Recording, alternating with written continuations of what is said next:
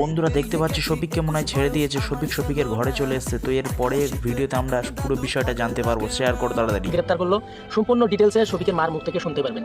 আপনারা শুনলেই কথাগুলো বুঝতে পারবেন আসলে শফিকের মায়ের মনে কতটুকু কষ্ট লেগেছে।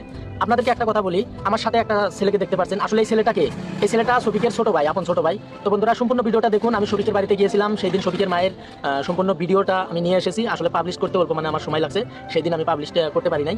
তো আজকে আমি সম্পূর্ণ ভিডিওটা আপনাদেরকে দেখাবো, আসলে শফিককে কেন গ্রেপ্তার করলো, শফিকের কি অপরাধ, এর সাথে কে কে জড়িত আছে, শফিকের কতটুকু দোষ আছে, কতটুকু কি আছে, সম্পূর্ণ দেখতে পারবেন আজকের এই ভিডিওতে। তো বন্ধুরা আপনাদেরকে আমি কিছু কথা বলি, যেমন ধরুন কিছু সংখ্যক ইউটিউব চ্যানেলে বলছে শফিকের নাকি ফাঁসি হয়ে গেছে, আবার কিছু সংখ্যক ইউটিউব চ্যানেলে বলছে শফিকের নাকি ছাড়া পেয়ে গেছে। তো বন্ধুরা সেই অনেকেই অনেক ধরনের কথা বলছে। অ্যাকচুয়ালি কথাগুলো তেমন নয়, শফিক এখন পর্যন্ত ছাড়া পায়নি, কিন্তু কেসটা কী রকমে চলছে, শফিকের কবে জামিন হবে, কি হবে, সম্পূর্ণ কথাটা জানতে পারবেন আজকের এই ভিডিওতে।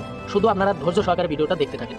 তো বন্ধুরা বর্তমান সময় শফিক পুলিশ কাস্টাডিতে আছে।